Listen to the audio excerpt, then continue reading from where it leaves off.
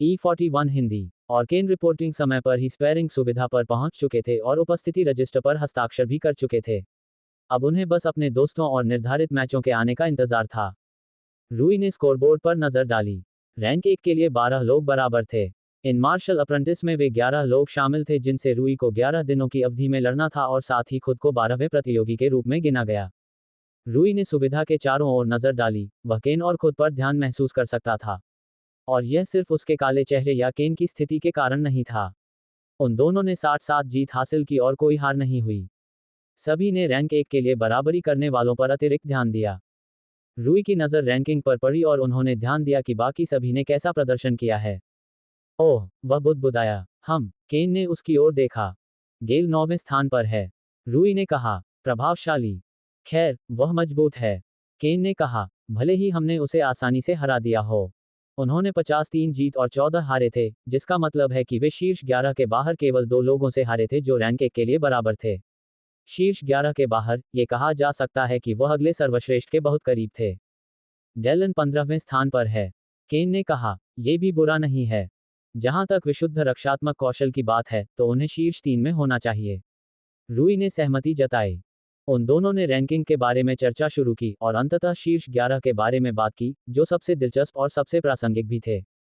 शीर्ष 11 में आप सबसे अधिक किसके बारे में चिंतित हैं? रूई ने जिज्ञासावश पूछा। Ads by pub future. मुझे किसी से हारने की चिंता नहीं है। मैं तो बस इस बात से चिंतित हूं कि कहीं मैं हार न जाऊं। केन ने नाक भान सिकोड़ी। रूई ने यह जवाब सुनकर ठहाका लगाया।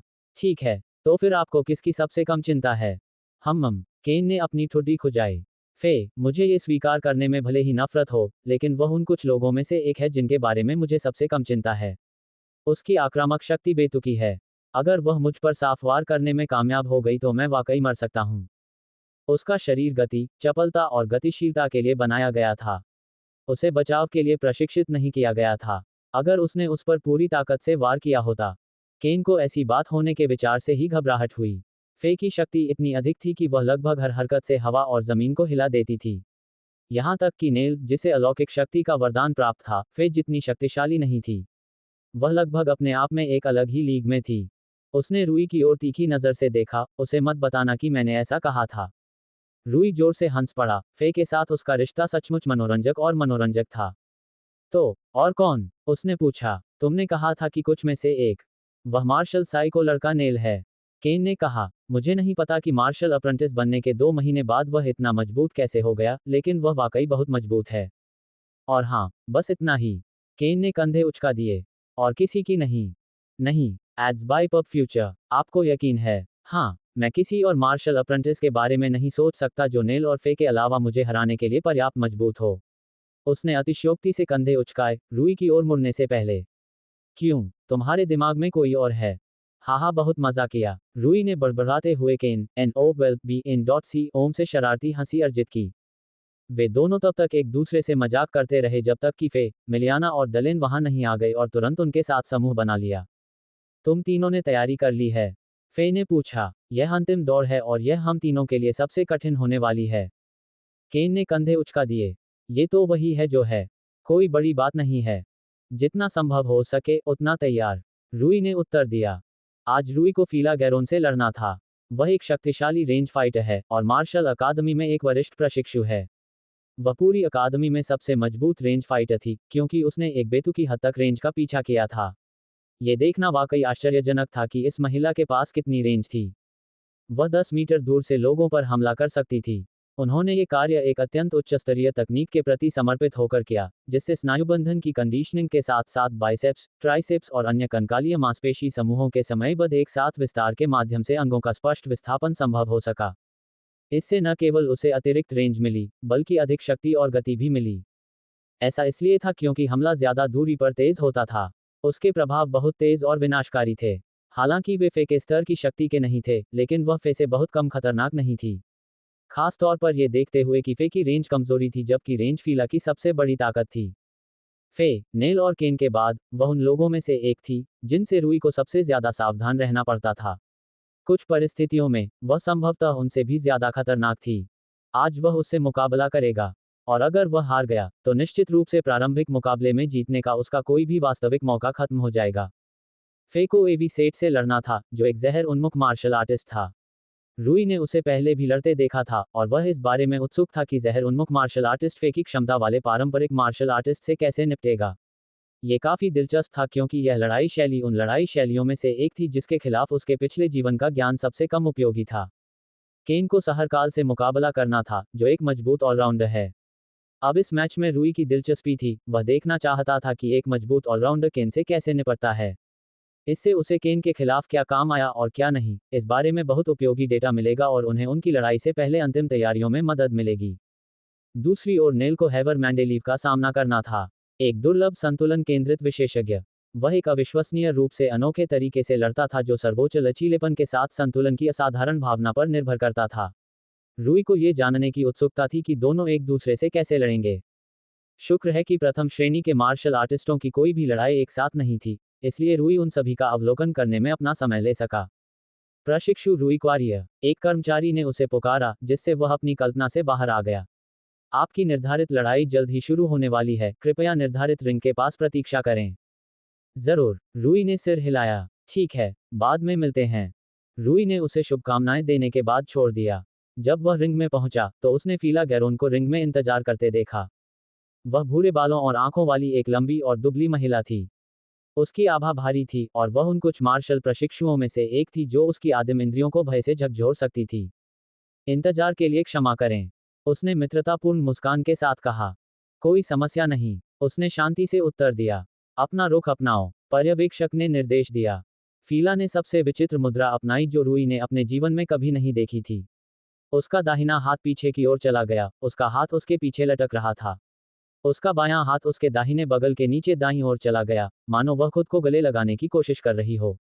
उसने अपना सारा वजन अपने बाएं पैर पर डाल दिया और उसका दाहिना पैर उसके पीछे था, जिसकी एड़ी जमीन से उठी हुई थी, बस पैर की उंगलियां जमीन को छू रही थीं। यह एक विचित्र रुख था, लेकिन जब किसी को पता चला कि उसकी मार्शल आर्ट क्या थी, तो ये बात समझ में आई। हाथों को इस तरह से रखा गया था क्योंकि उसके हमले विस्तारित झटके थे और चॉप्स के लिए बहुत अधिक दूरी की आवश्यकता थी। इस प्रकार वह केवल अपनी बाहों को मोड़ रही थी और उन्हें जितना संभव हो उतना स्थान दे रही थी। ये रबर बैंड को जितना संभव हो सके उतना खींचने जैसा था ताकि वह जितना संभव हो सके उतना जोर से वापस वार करे। उसने अपना सारा वजन एक पैर पर डाल दिया था क्योंकि वह एक स्थिर लड़ाकू थी। वह आमतौर पर खुद को रिंग के छोर पर रखती थी और रिंग के कोने से अपने विरोधियों पर दूर से वार करती थी। अगर एक पैर पर कोई भार न हो तो उसे सहारा देने के लिए मजबूर होने पर एक पैर से जल्दी हमला करना आसान होता था। फो, रूई ने सांस छोड़ते हुए कहा। उसने पहले से ही अपने मन में एक अनुकूलित मार्शल आर्ट का निर्माण शुरू कर दिया था। पब फ्यूचर द्वारा विज्ञापन। वह एक रेंज वाली मार्शल आर्टिस्ट थी और रूई की रेंज काफी कम थी। अगर वह उससे दूर से लड़ता तो वह उस पर हमला नहीं कर पाता। इस प्रकार, उसकी अनुकूलित लड़ाई शैली की पहली विशेषता ये थी कि वह उनके बीच की दूरी को कम करने में सक्षम हो। इस तरह, वह उस सीमा पर होगा जहां वह वास्तव में उसे नुकसान पहुंचा सकता है। इस ट्रेन के महत्वपूर्ण होने का एक और कारण यह था कि नज़दीकी इलाकों में दूर से हमला करना बेकार था। अगर आपका प्रतिद्वंद्वी 1 मीटर दूर है तो 10 मीटर दूर से हमला करने का क्या मतलब था। उसे रूई के साथ सामान्य हाथ लंबाई और पैर लंबाई के नज़दीकी मुखों का आदान प्रदान करने के लिए मजबूर होना पड़ेगा, जिसे वह निश्चित रूप से जीत सकता है। क्यों? क्योंकि यह मानते हुए कि उसने अपने अधिकांश संसाधनों को दूरी से लड़ने में सर्वश्रेष्ठ बनने और दूरी पर लोगों को हराने में खर्च किया, ये तार्किक रूप से इस प्रकार था कि वह नज़दीकी दूरी के क्षेत्रों में कमजोर थी। रूई उस सीमा में उत्कृष्ट थी। इस प्रकार, अनुकूलित युद्ध शैली के लिए उन्होंने जो पहली शर्त रखी थी, वह सबसे महत्वपूर्ण थी। रूई ने अपना रुख अपनाया। पैर एक दूसरे के करीब, वजन समान रूप से वितरित और लगातार स्थानांतरित होता हुआ, हाथ शरीर के करीब रक्षात्मक ढंग से ऊपर उठाए हुए। यह एक रक्षात्मक पैंतरेबाजी रुख था। इसका उद्देश्य आसानी से पैंतरेबाजी करना और हमलों से बचाव करना था। चूंकि रूई हमला नहीं कर सकता था, इसलिए उसे ऐसा रुख अपनाने की जरूरत नहीं थी जो आक्रमण को आसान बनाता हो। उसका प्राथमिक लक्ष्य उस पर हमला करना था। शुरू करो, सुपरवाइजर ने मैच शुरू किया। एक क्षण तक तो कुछ भी नहीं हुआ। तभी फीला का हाथ धुंधला हो गया और सब कुछ अस्त व्यस्त हो गया। पब फ्यूचर द्वारा विज्ञापन। बूम, रूई बाल बाल बच गया क्योंकि वह उस जगह पर खड़ा था जहां वह 1 सेकंड के 10वें हिस्से से भी कम समय पहले खड़ा था। जैसे ही वह रुका, उसकी सहज प्रवृत्ति में झुंझुनी हुई क्योंकि उसे लगा कि खतरा उस पर मंडरा रहा है। बूम, वह एक और झटके से बाल बाल बच गए। धिक्कार है, अगर मैंने आदिम वृत्ति पर महारत हासिल नहीं की होती तो वह मुझे बाहर कर देती, रूई ने शाप दिया। उसकी चाबुक की गति बहुत तेज थी, रूई की तुलना में कहीं ज्यादा तेज। इसके बावजूद वह उन्हें चकमा देने में सक्षम था क्योंकि उन्हें रूई से बचने के लिए ज्यादा दूरी तय करनी थी।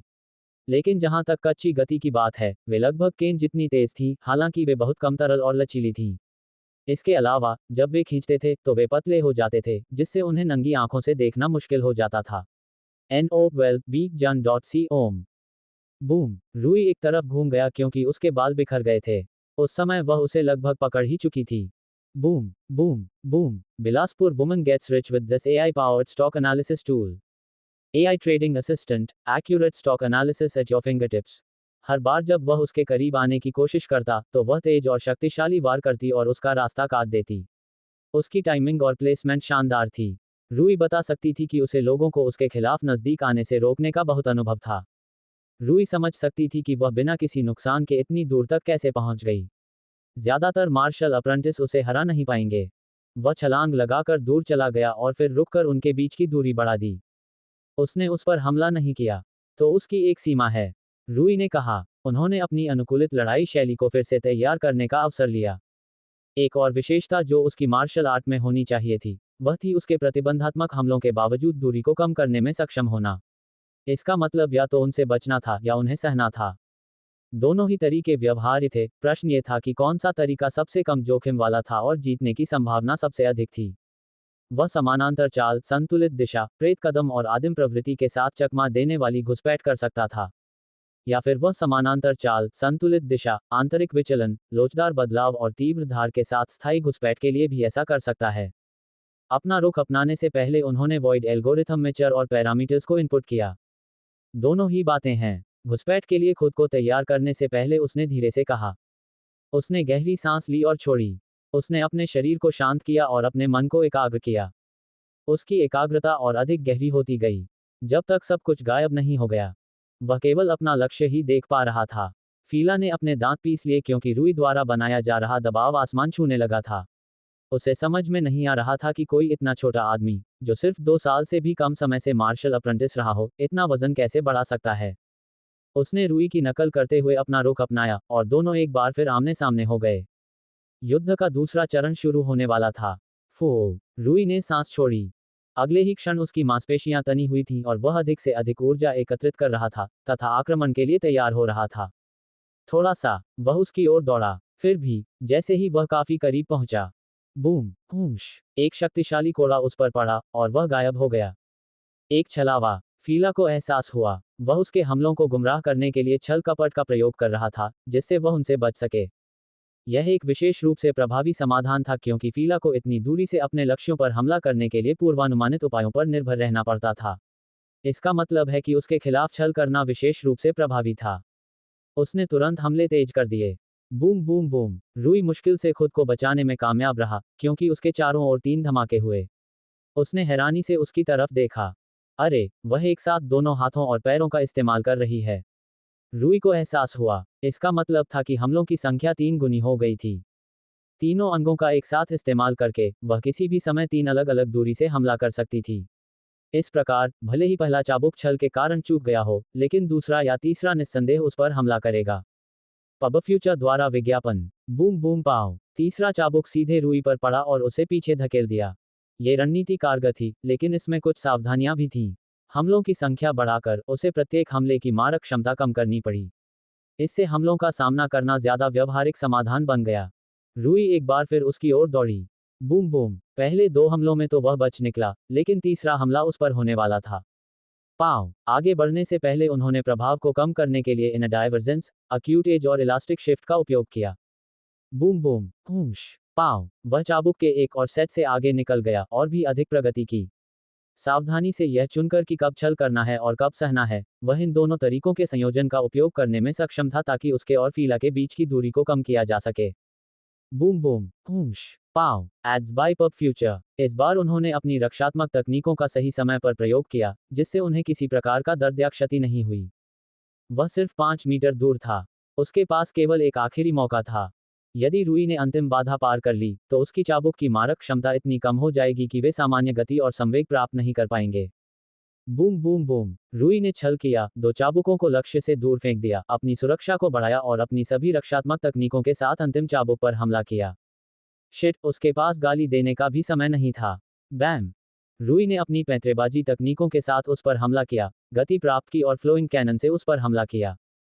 हालांकि उसकी पीठ कोने की ओर होने का मतलब था कि कोई भी उसे पीछे नहीं ले जा सकता था और उस पर अंधे स्थान से हमला नहीं कर सकता था। इसका यह भी मतलब था कि उसके रिंग से बाहर होने की संभावना बहुत अधिक थी। ऐसा करना उसके रिंग के केंद्र में होने की तुलना में अधिक आसान था।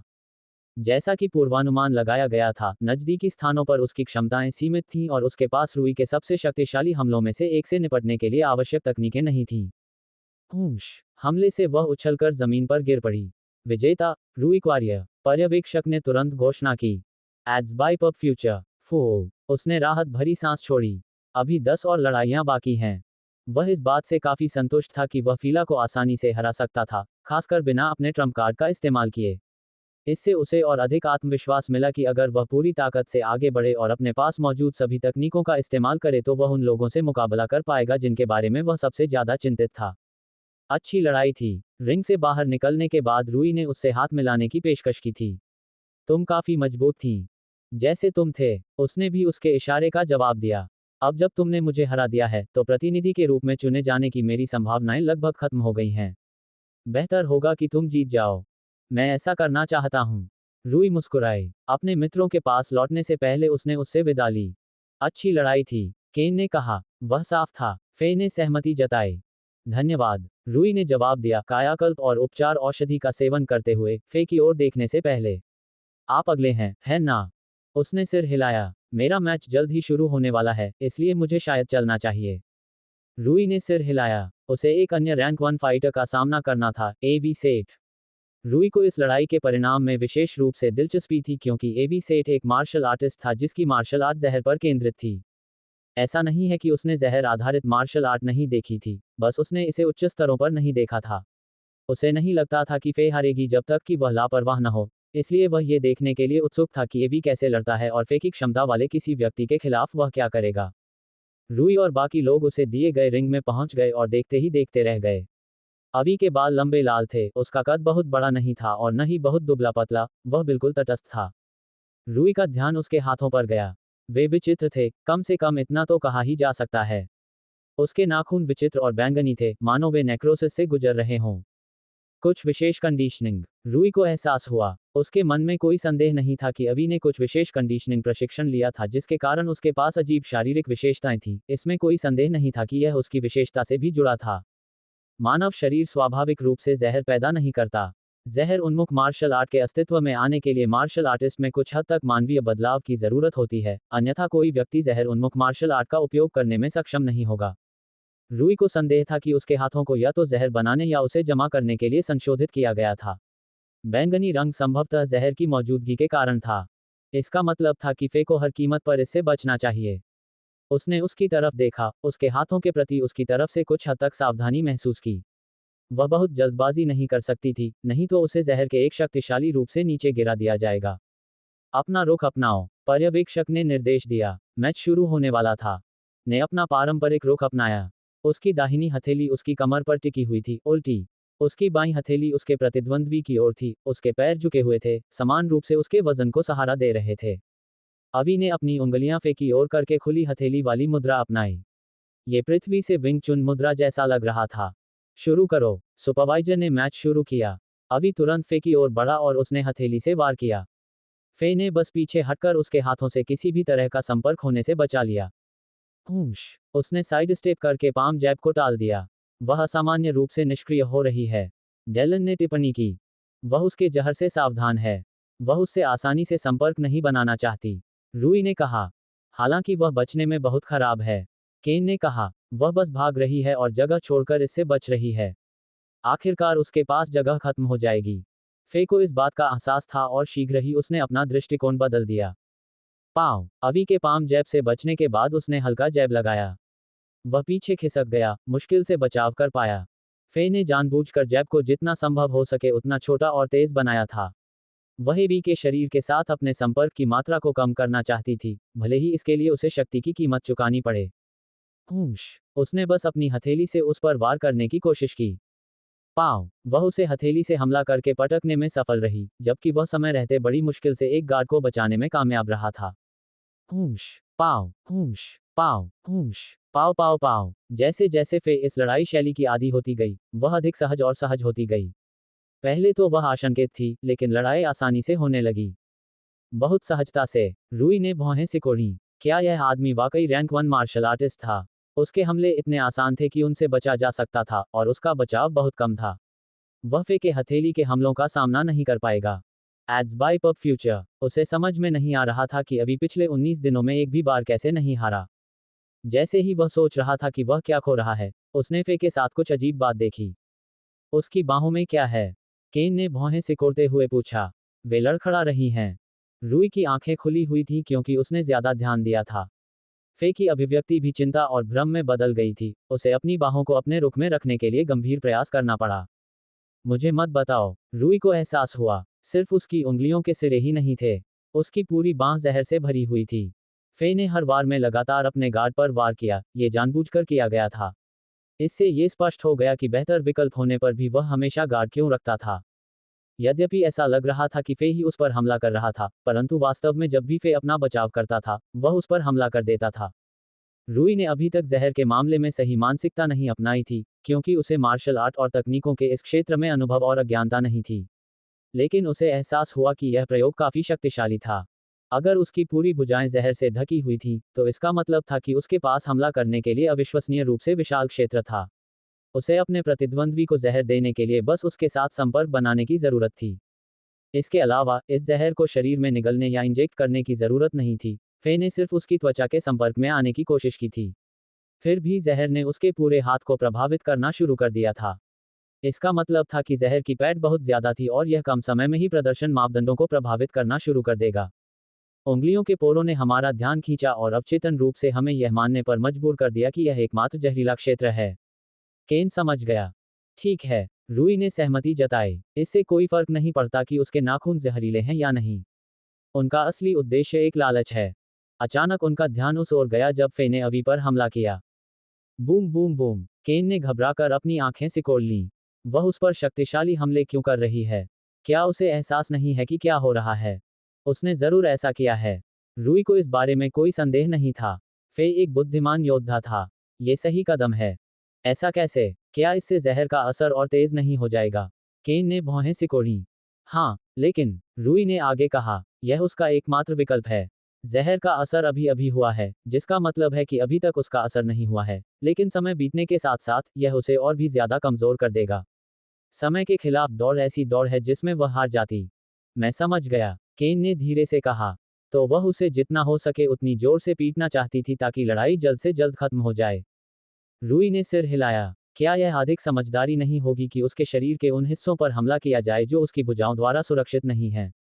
वास्तव में नहीं। रूई ने अपना सिर हिलाया। वह अपने शरीर के सबसे आसान और निकटतम हिस्सों पर हमला करने के लिए सावधानी से रक्षा कर रहा है। उसके शरीर के अन्य सभी हिस्सों पर फे को लंबे समय तक हमला करने की आवश्यकता होगी और उसे अपने हमले के प्रक्षेपवक्र को बदलने की आवश्यकता होगी ताकि वह साफ सुथरे वार कर सके।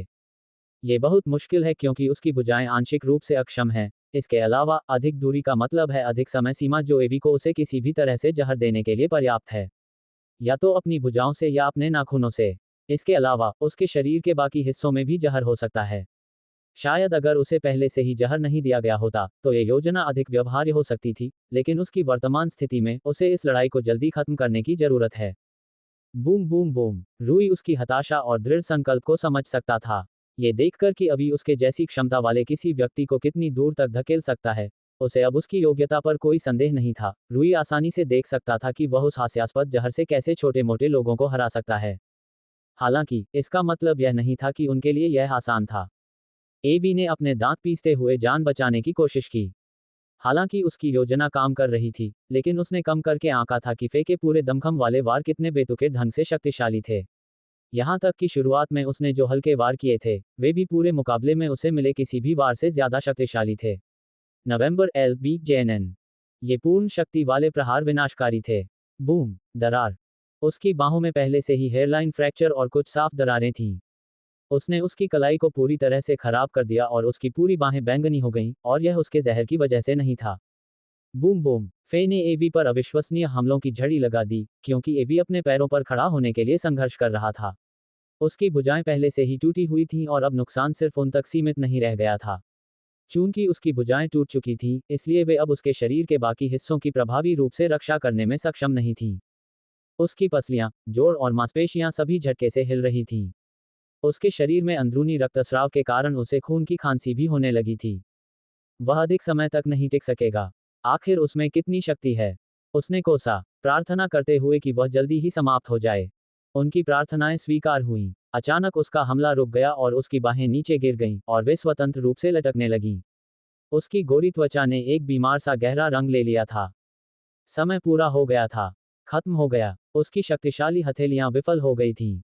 उसे तब असफलता मिली जब उसे इसकी सबसे अधिक आवश्यकता थी।